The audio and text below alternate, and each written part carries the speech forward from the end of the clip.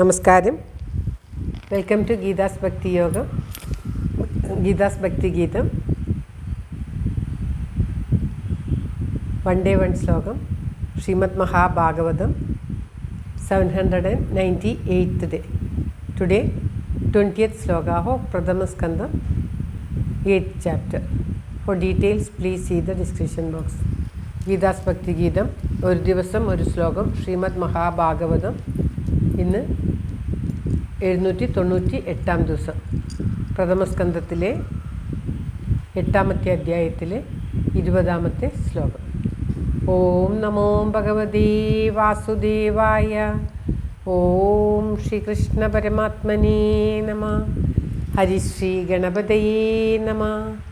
അവിഘ്നമസ്തു ശ്രീ ഗുരുഭ്യോ നമഃ. ഓം തത്സത്. കൃഷ്ണം നാരായണം വന്ദേ, കൃഷ്ണം വന്ദേ വ്രജപ്രിയം, കൃഷ്ണം ദ്വൈപായനം വന്ദേ, കൃഷ്ണം വന്ദേ പൃഥാസുതം. ശ്രീപരമാനന്ദനാഥനായി അദ്വൈതദീപമായി, മോക്ഷേക്ഷു വൃന്ദമന്ദാരമായി, കാരുണ്യവാരിധിയായി വിഭൂദേശനാം നാരായണൻ മമ മന്ദത മാറ്റണം. ഓം തത്സത്. ശ്രീമദ് മഹാഭാഗവതം പ്രഥമസ്കന്ധത്തിലെ 8ാമത്തെ അധ്യായത്തിലെ 20ാമത്തെ ശ്ലോകം.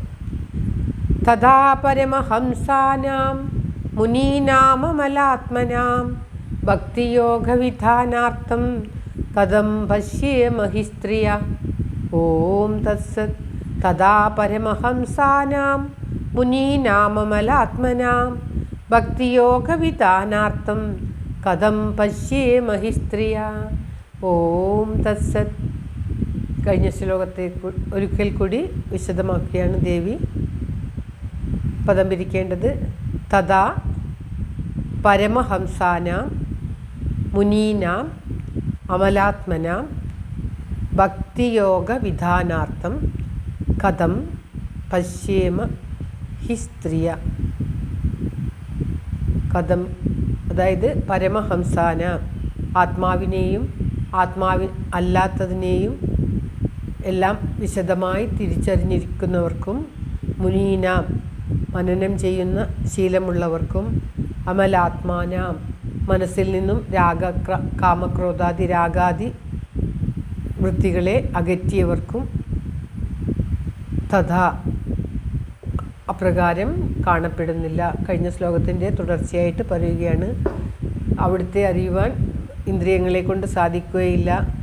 മായയാകുന്ന തിരശ്ശീലയിൽ മറഞ്ഞിരിക്കുന്ന അവിടുത്തെ അറിയാൻ ബുദ്ധിമുട്ടാണ് എന്നൊക്കെ കഴിഞ്ഞ ശ്ലോകത്തിൽ പറഞ്ഞതിന് ശേഷം ഈ ശ്ലോകത്തിൽ പറയുകയാണ്. പരമഹംസന്മാർക്കും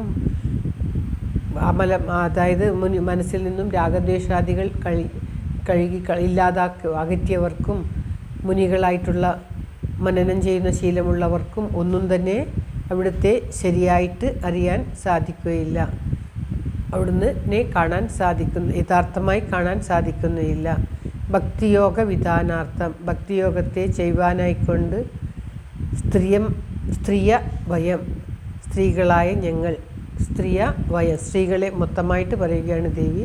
സ്ത്രീയ വയം, സ്ത്രീകളായ ഞങ്ങൾ, കഥം ഹി പശ്യേമ, ഇങ്ങനെയാണ് കാണുക. അവിടുത്തെ ഭഗവാന്റെ യഥാർത്ഥ രൂപം സ്ത്രീകളായ ഞങ്ങൾ, ഇതൊന്നുമില്ലാത്ത സ്ത്രീകളായ ഞങ്ങൾ എങ്ങനെയാണ് പിന്നെ കാണുക? ഞങ്ങൾക്ക് അവിടുത്തെ നമസ്കരിക്കാൻ മാത്രമേ സാധിക്കുകയുള്ളൂ. യഥാർത്ഥമായിട്ട് അവിടുത്തെ അറിയുവാനുള്ള കഴിവ് ഞങ്ങൾക്ക് ഇല്ല എന്ന് ദേവി ഇവിടെ സൂചിപ്പിക്കുകയാണ്. അതായത് ജീവാത്മാ പരമാത്മാ ഭേദത്തെ നന്നായി അറിഞ്ഞിരിക്കുന്ന പരമഹംസന്മാരും, ആത്മസ്വരൂപമായിട്ടുള്ള ആ ഭഗവാനെ എപ്പോഴും മനനം ചെയ്തിരിക്കുന്ന മുനിമാരും, രാഗാദി ദോഷങ്ങളെ മനസ്സിൽ നിന്ന് നീക്കം ചെയ്തുകൊണ്ടിരിക്കുന്ന സത്തുക്കളും പോലും അവിടുത്തെ ഭഗവാനെ, നിന്തിരുവടിയെ നന്നായി അറിയുന്നില്ല. അങ്ങനെയിരിക്കെ സ്ത്രീകളായിട്ടുള്ള ഞങ്ങൾ, അതായത് എന്നെപ്പോലെയുള്ളവർ അവിടുത്തെ എങ്ങനെയാണ് അറിയുക? അറിവില്ലാത്ത ഞങ്ങൾക്ക് നിന്തിരുവടിയെക്കുറിച്ച് അറിയുവാനുള്ള ആ ഭക്തിയോഗത്തെ എങ്ങനെയാണ് സിദ്ധിക്കുക? അതുകൊണ്ട് അറിവില്ലാത്ത ഞാൻ അവിടുത്തെ നമസ്കരിക്കുന്നു. നമസ്കരിക്കുവാൻ വേണ്ടി ഒന്നിനെ ശരണം പ്രാപിക്കുവാൻ വേണ്ടി അതിനെക്കുറിച്ചുള്ള അറിവുകൾ ആവശ്യമില്ല. അതേസമയം ആ ഭഗവാനെക്കുറിച്ചുള്ള അറിവില്ലെങ്കിലും നമുക്ക് ഭഗവാനെ നമസ്കരിക്കാവുന്നതാണ്.